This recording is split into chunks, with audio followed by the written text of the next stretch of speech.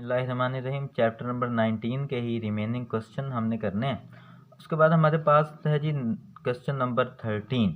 उसमें वो क्या कह रहा है, क्वेश्चन नंबर 13 में उसने पूछा है कि क्या ब्राइट लाइट और डिमर लाइट वो दोनों अगर हमारे पास जो है वो किसी मेटल सरफेस के साथ जो है वो टकराती हैं तो कौन सी जो है वो ज़्यादा नंबर ऑफ इलेक्ट्रॉन्स जो है वो एमिट करवाएगी। ठीक है जी।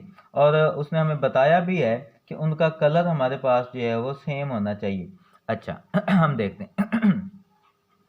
अब हमने देखा है, हमने लास्ट वाले भी क्वेश्चंस में देखा कि हमारे पास जब इंटेंसिटी ऑफ लाइट ज़्यादा थी ना, तो इंटेंसिटी ऑफ लाइट जब ज़्यादा इंटेंस आ रही थी लाइट, तो तब वो ज़्यादा नंबर ऑफ फोटॉन्स जो है वो एमिट करवा रही थी। ठीक है, तो हम उसे बताएंगे कि इंटेंसिटी जो है ना वो नंबर ऑफ इलेक्ट्रॉन्स पे डिपेंड करती है कि कितने नंबर ऑफ इलेक्ट्रॉन्स जो है एमिट हो रहे हैं।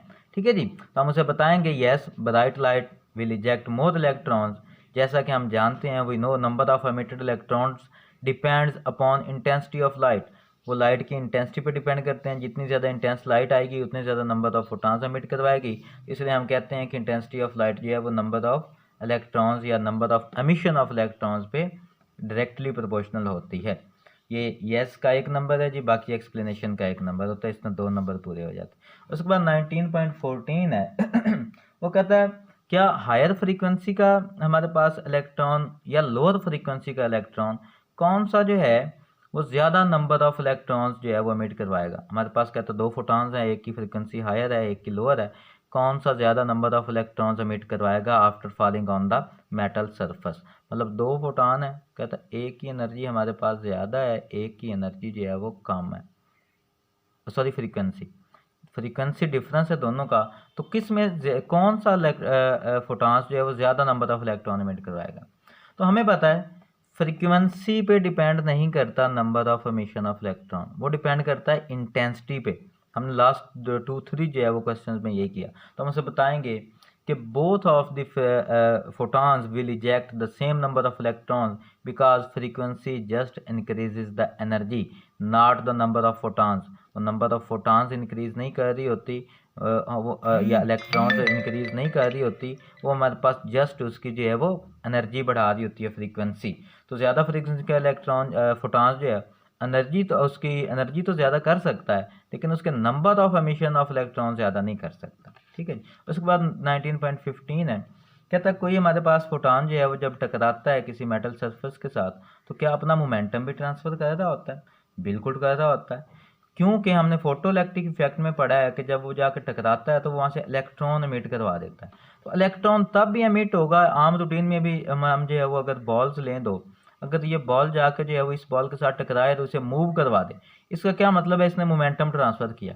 तो यहाँ पे भी इलेक्ट्रॉन जो है वो जब मैटर के साथ इंटरेक्ट करता है तो एज अ पार्टिकल अपना मोमेंटम उसे ट्रांसफ़र करता है, इसीलिए वहाँ से इलेक्ट्रॉन एक्साइट होते हैं और वहाँ से आगे मूव करते हैं। तो हम उसे बताएंगे yes momentum is transfer to metal surface. Photo electric effect का हम जो है वो उसे हवाला देंगे कि फोटो इलेक्ट्रिक इफेक्ट में हमारे पास या वो यही सारा प्रोसीजर हो रहा था, इसी तरह मोमेंटम ट्रांसफ़र होगा तो इलेक्ट्रॉन एमिट होगा। अगर मोमेंटम ट्रांसफ़र नहीं होगा then photo electric effect is invalid. उसके बाद हमारे पास 19.16 है, उसमें वो क्या कह रहा है, उसमें कहता है कि हम जो है वो फोटोग्राफिक डार्क रूम में रेड लाइट ही क्यों यूज़ करते हैं, ब्लू या वाइट लाइट क्यों यूज़ नहीं करते।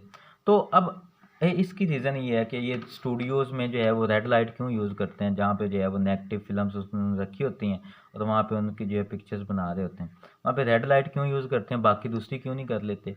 वो इसलिए नहीं करते कि हमारे पास रिलेशन से हम रीज़न देते हैं, हमारे पास ई जो है एच सी ओवर लैम्डा की इक्वल होती है, यहाँ से एनर्जी और वेवलेंथ का इन्वर्स रिलेशन आता है। इसका क्या मतलब है, जिसकी वेवलेंथ ज़्यादा उसकी एनर्जी कम। अब रेड की वेवलेंथ तो सबसे ज़्यादा होती है, उसकी एनर्जी सबसे कम होगी। और हमारे पास ब्लू और वाइट जो है ना, ये दूसरी लाइट हैं, उनकी वेवलेंथ हमारे पास होती है कम। वेवलेंथ कम तो एनर्जी ज़्यादा। अब एनर्जी ज़्यादा क्या करती है कि वो जो फोटोग्राफिक फ़िल्म होती है ना उसे डैमेज कर देती है और वहाँ पे जो काम करने वाला ह्यूमन है उसकी आइज़ को भी डैमेज करती है। इसलिए हम रेड लाइट यूज़ करते हैं कि उसकी वेवलेंथ होती है ज़्यादा, तो उसकी एनर्जी सबसे कम होती है। एनर्जी कम तो वो इफ़ेक्ट नहीं करती है फोटोग्राफिक फ़िल्म को भी और ह्यूमन को भी। तो हम उसे बताएंगे as the red light has least energy and greater wavelength, so it can not effect the photographic film, वो फोटोग्राफिक फिल्म को जो है इफेक्ट नहीं करती है, इसलिए हम जो है वो रेड लाइट यूज़ करते हैं वहाँ पे। उसके बाद 19.17 है, उसमें वो क्या कह रहा है, कहता है एक मतलब फोटान ए है जिसकी एनर्जी डबल है फोटान बी से, ठीक है जी, और उसका हमारे पास हमने रेशियो फाइंड आउट करनी है momentum of photon A to the momentum of photon B.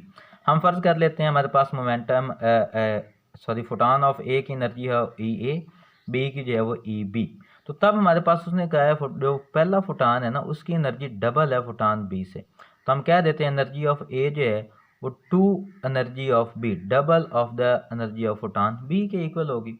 हमें तो चाहिए इसकी रेशियो मोमेंटम की, तो हमें मोमेंटम फाइंड हमें जो है मोमेंटम फाइंड आउट करना पड़ेगा। उसके लिए हम रिलेशन ले लेते हैं एनर्जी वाला। एनर्जी हमारे पास क्या होती है एच सी ओवर लैम्डा, यहाँ से हम रिलेशन ले लेते हैं ई एम सी स्क्वायर वाला, सी से सी कैंसिल, फिर हमने लिया था P is equal to H over lambda, वही रिलेशन। अब यहाँ से हमारे पास जो ई आ जाएगा ये एच ओवर लैम्डा की जगह हम जो है वो पुट कर देते हैं मोमेंटम पी, मोमेंटम पी, तो ई जो है पी सी आ गया, यहाँ से मोमेंटम आ जाएगा ई ओवर सी के इक्वल। तो मोमेंटम फॉर ए और मोमेंटम फॉर बी हम कैलकुलेट कर लेते हैं। मोमेंटम फॉर बी करेंगे तो उसकी वैल्यू हमारे पास ई बी ओवर सी आ जाएगी। मोमेंटम फॉर ए करेंगे तो वो डबल है इसका, तो हम उसे लिख लेते हैं 2 ऑफ ई बी ओवर सी। हमें रेशियो चाहिए ए और बी की मोमेंटम की, तो ए और बी को हम जो है वो दोनों को डिवाइड कर देते हैं। मोमेंटम ऑफ ए हमने लिया 2 E B over C, momentum of B लिया ई बी ओवर सी, तो ये दोनों जो है हो जाएंगे कैंसिल, ई बी ओवर सी, बाकी हमारे पास 2 बच जाएगा, तो ये हमारे पास इसकी रेशियो आ जाएगी momentum of A to momentum of B की। उसके बाद हमारे पास 19.18 है, वो कहता है कॉम्पटन इफेक्ट जो है, क्या हमारे पास कॉम्पटन इफेक्ट जो है वो विजिबल लाइट में अक्कर हो सकता है, विजिबल लाइट जो है वो कॉम्पटन इफेक्ट करवा सकती है, तो हम उसे बताएंगे कि विजिबल लाइट जो है वो कॉम्पटन इफेक्ट नहीं करवा सकती। हमने पढ़ा कि कॉम्पटन इफेक्ट जो है वो हाई एनर्जी फोटॉन्स आके करवाते हैं। अब जो विजिबल लाइट है ना उसमें लो एनर्जी फोटॉन्स होते हैं, इसलिए हम उसे बताएंगे as Compton effect occurs with high energy photons and visible light has low energy photons, so no scattering occurs, no electrons will excited from the photons of visible light। ठीक है जी, ये आप रीज़न दें तो आपको 2 मार्क्स मिल जाते हैं। उसके बाद 19.19 है, कहता क्या हमारे पास जो है वो पेयर प्रोडक्शन वैक्यूम में अक्कर हो सकता है, पेयर प्रोडक्शन वैक्यूम में अक्कर हो सकता है, तो हम उसे बताएंगे कि पेयर प्रोडक्शन वैक्यूम में अक्कर नहीं हो सकता। क्यों नहीं हो सकता? इसलिए नहीं हो सकता, वहाँ पे स्पीड तो रहनी है सेम, मोमेंटम होता है हमारे पास m और v, स्पीड सेम रहनी है, तो इसका मतलब उसका मैस जो है वो चेंज करना पड़ेगा अगर वहाँ पे जो है वो पेयर प्रोडक्शन अक्कर होता है, क्योंकि उसमें तो 2 हमारे पास जो है वो चीज़ें जो है वो स्कैटर होनी है एक सिंगल एनर्जी से। ठीक है, इसकी एनर्जी जो है वो वेलोसिटी ज़्यादा है, इनकी वेलोसिटी कम होती है, लेकिन वहाँ पे तो स्पीड सेम रहती है, तो वहाँ पे जो है law of conservation of momentum जो है फिर अप्लाई नहीं हो सकता। तो हम उसे बताएंगे no can't take place in vacuum, pair production can't take place in vacuum. क्यों? Because this is the violation of law of conservation of momentum which is not possible, इसलिए हमारे पास पेयर प्रोडक्शन वैक्यूम में occur नहीं हो सकता। उसके बाद 19.20 है, कहता है हमारे पास जो पेयर प्रोडक्शन है क्या उसमें या एनर्जी है, हमारे पास वो एनर्जी होती है ना, एनर्जी फोटॉन आ रहा होता है, उससे जो है पेयर प्रोडक्शन होता है। कहता क्या पेयर प्रोडक्शन या एनर्जी जो है वो सिंगल इलेक्ट्रॉन क्रिएट कर सकती है? तो नहीं कर सकती, बिल्कुल नहीं कर सकती, क्योंकि वो हमारे पास law of conservation of charge को फॉलो नहीं करता। ये क्या करती है, एक पॉजिटिव और एक negative, same positive negative charges जो है वो एमिट करवाती है सेम अमाउंट के, तो तभी जो है वो law of conservation of charge को होल्ड करता है। तो अगर जो है वो कहता है सिंगल इलेक्ट्रॉन करवा देता है, ये सिंगल इलेक्ट्रॉन करवा ये करवाए नहीं, तो वो दूसरा हमारे पास इसका अपोजिट कहाँ गया, तो वो law of conservation of charge को होल्ड नहीं करेगा फिर, विच इज़ नॉट पॉसिबल, ये पॉसिबल नहीं है। तो हम उसे बताएंगे no can not create single electron. क्यों? Because this is the violation of conservation of charge and momentum also which is not possible. तो हम उससे ये रीज़न देते हैं, तो हमारे पास 2 नंबर मिल जाते हैं।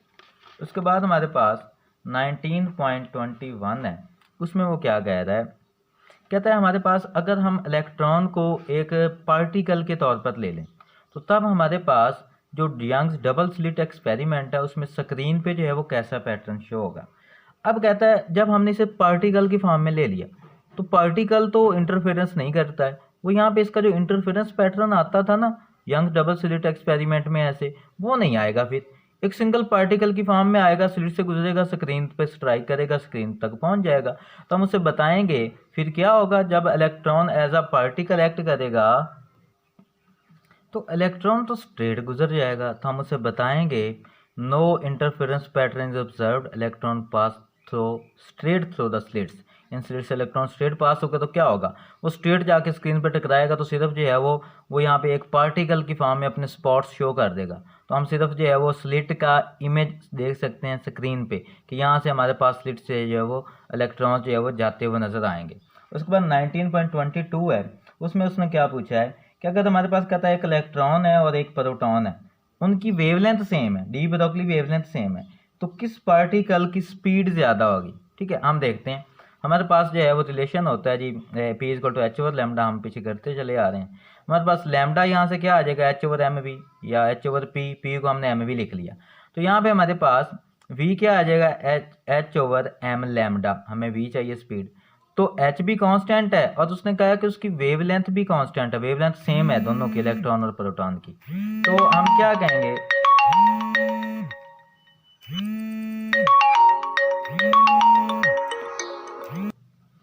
अब जब वेवलेंथ हमारे पास सेम है तो हम उससे बताएंगे H constant wavelength constant, constant हो जाएंगे तो रिलेशन वेलोसिटी और मास का इन्वर्स आ जाएगा।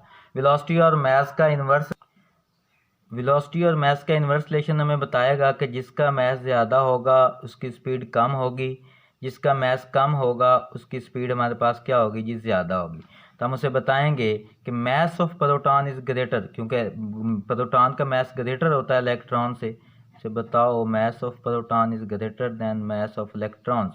तो मास ऑफ प्रोटॉन ग्रेटर होता है इलेक्ट्रॉन से, जिसका मास ज़्यादा उसकी स्पीड कम, तो इलेक्ट्रॉन का जो है वो स्पीड जो है वो कम होगी हमारे पास, किस सॉरी इलेक्ट्रॉन का मास कम है तो उसकी स्पीड ज़्यादा होगी, इलेक्ट्रॉन का मास कम तो उसकी स्पीड ज़्यादा। हम उसे बताएंगे mass of proton is greater than electrons so that electrons will have greater speed, electrons की स्पीड जो है वो ज़्यादा होगी। उसके बाद हमारे पास 19.23 है, उसमें वो क्या बता रहा है, 19.23 में क्या बता रहा है, कहता है एक क्रिकेट बॉल के साथ हमारे पास जो है डी ब्रोगली वेवलेंथ एसोसिएट क्यों नहीं होती है। अब हमने ये टॉपिक में भी डिटेल से किया था कि हमारे पास लैम्डा किसके इक्वल होता है, एच ओवर एम वी के।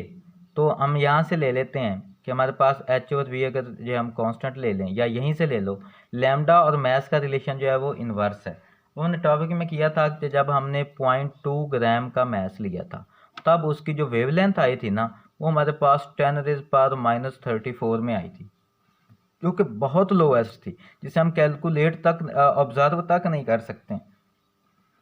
तो और जो क्रिकेट बॉल है उसका मास तो 0.2 ग्राम से काफ़ी ज़्यादा होता है, काफ़ी ज़्यादा होता है, 100 ग्राम 150 ग्राम की होती है, तो इसके तो और ज़्यादा वेवलेंथ कम हो जाएगी। तो हम बताएंगे कि जिसका मास ज़्यादा होता है उसकी वेवलेंथ कम होती है।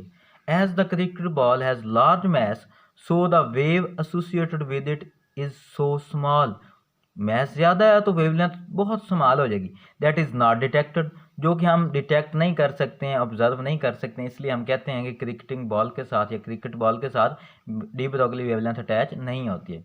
उसके बाद हमारे पास 19.24 है, उसने हमें कहा है कि हमारे पास जो है वो पार्टिकल्स हैं जी, कौन कौन से, इलेक्ट्रॉन्स हैं, अल्फा पार्टिकल है, न्यूट्रॉन है और प्रोटॉन है।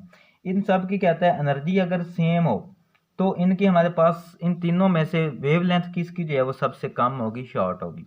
तो हम उसे बताएंगे कि हमारे पास रिलेशन है जी lambda is equal to over M V, यही वाला रिलेशन, ये रिलेशन हमें क्या बता रहा है कि मास और वेवलेंथ का इन्वर्स रिलेशन है। इसका क्या मतलब है, जिसका मास ज़्यादा उसकी वेवलेंथ शॉर्ट, उसने हमसे वेवलेंथ ही पूछी है ना, तो जिसका मास ज़्यादा उसकी वेवलेंथ शॉर्ट, तो मास सबसे ज़्यादा किसका होता है जी, अल्फा पार्टिकल्स का। As alpha particles have greatest mass and shortest wavelength, तो उसकी वेवलेंथ सबसे शॉर्ट होगी। ये आपने जो बता देना आपको 2 मार्क्स मिल जाते हैं।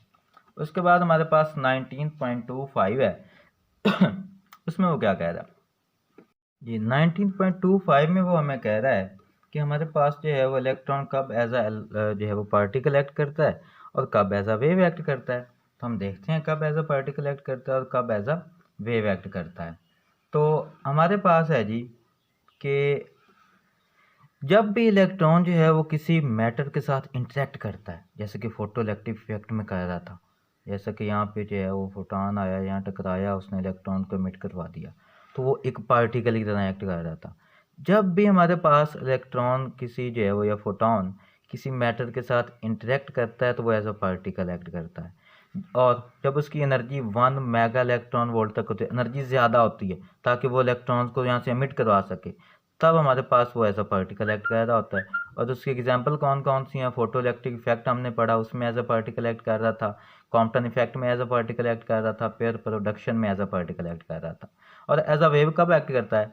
जब हमारे पास जो है वो लाइट एक जगह से दूसरी जगह जो है वो ट्रांसफ़र होती है ना, या फोटॉन ऑफ लाइट ट्रांसफ़र होता है, तब वो एज अ वेव की तरह ट्रांसफ़र होता है। When light travel from one to other place then it act as a wave. और जब उसकी एनर्जी हमारे पास 10⁻⁻10 इलेक्ट्रॉन वोल्ट होती है, एनर्जी लो होती है, तब भी वो एज अ वेव एक्ट करता है। मतलब ये इसकी दो कंडीशंस हैं। और उसके एग्जांपल कौन कौन सी हैं? इंटरफेरेंस, डाइफ्रैक्शन, पोलराइजेशन, इन सब में वो एज अ वेव एक्ट कर रहा होता है। ठीक है जी, ये आप देखते हैं 2 मार्क्स मिल जाते हैं इसके डिफ्रेंशिएट करके। उसके बाद हमारे पास 19.26 है, कहता है ऑप्टिकल और इलेक्ट्रॉन माइक्रोस्कोप का हमें जो है वो बताएं कि उसमें क्या डिफरेंस है, या इलेक्ट्रॉन माइक्रोस्कोप कैसे जो है वो ज़्यादा अच्छा है, उसके एडवांटेजेस क्या हैं ऑप्टिकल पे। अब जो इलेक्ट्रॉन माइक्रोस्कोप है उसकी रिजॉल्विंग पावर ऑप्टिकल से ज़्यादा होती है। वो कितनी होती है जी? 1000 टाइम्स ज़्यादा होती है, ये भी उसका एडवांटेज है। उसके बाद उसकी मैग्नीफिकेशन भी 1000 टाइम्स ही ज़्यादा होती है, ये भी उसका एडवांटेजेस है। और हमारे पास वो माइनर डिटेल्स बताता है ऑप्टिकल की निस्बत। ठीक है जी, माइनर डिटेल्स हमें ज़्यादा क्लियर करके दिखाता है। और इलेक्ट्रॉन माइक्रोस्कोप से हम 3D इमेज भी लेते हैं, जिसे हम स्कैनिंग इलेक्ट्रॉन माइक्रोस्कोप कहते हैं। तो इससे हम 3D इमेज भी लेते हैं जो कि ऑप्टिकल में नहीं होता। तो ये इसके जो है वो 4-5 जो है वो एडवांटेजेस हैं। उसके बाद 19.27 है, लास्ट हमारा जो है वो क्वेश्चन है। वो कहता है क्या एक हमारे पास जो है वो कोई मेजरमेंट ली हमने, उसमें हमने प्रिसाइज जो है वो पोजीशन जो है वो मेजर कर ली इलेक्ट्रॉन की, तो क्या उसका मोमेंटम जो हम मेजर करेंगे वो प्रिसाइज होगा? तो नो, नहीं होगा, क्योंकि हमें डी ब्रोगली हाइपोथेसिस क्या बताता है? पोजीशन और मोमेंटम का जो है वो प्लांक्स कांस्टेंट के इक्वल होते हैं, और इनका जो है वो इनवर्स रिलेशन होता है। अगर एक जो है वो करेक्ट है तो दूसरा उतना ही अनकरेक्ट है, दूसरा उतना ही जो है वो अनएग्जैक्ट है। तो हम उसे बताते हैं according to de Broglie hypothesis, delta X and delta P, position and momentum can not be measured correct simultaneously. So if we measure the position of electron accurately then we can't measure the momentum exactly। फिर हम उसे बता देते हैं। ठीक है जी, ये हमारे पास आज जो है वो इसके चैप्टर के शॉर्ट क्वेश्चन कंप्लीट हो गए हैं। इंशाल्लाह नेक्स्ट हम जो है वो इसके प्रॉब्लम्स करेंगे। हमारे साथ जुड़े रहिए जी, और चैनल को सब्सक्राइब ज़रूर कीजिए। बहुत शुक्रिया।